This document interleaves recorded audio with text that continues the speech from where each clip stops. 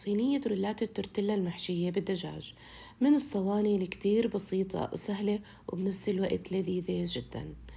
أول إشي بمقلة على النار رح ندوب معلقة كبيرة من الزبدة وحنحط عليها بصل مفروم ناعم بنحركه بهالشكل. أول ما يدبل معنا حنضيف عنا الفلفلة الملونة بنحركهم وحنضيف 300 جرام من صدورة الدجاج. بعد ما يتغير عنا لون الدجاج حنضيف تشكيلة من البهارات ونرجع نخلط الدجاج بالبهارات كتير منيح. حنضيف معلقة كبيرة من الجبنة السائلة طبعا اختيارية، وأنا كمان هون أضفت جبنة شرائح، ممكن تضيفوا موزاريلا. حركتهم وهيك صارت حشوة نجاسة.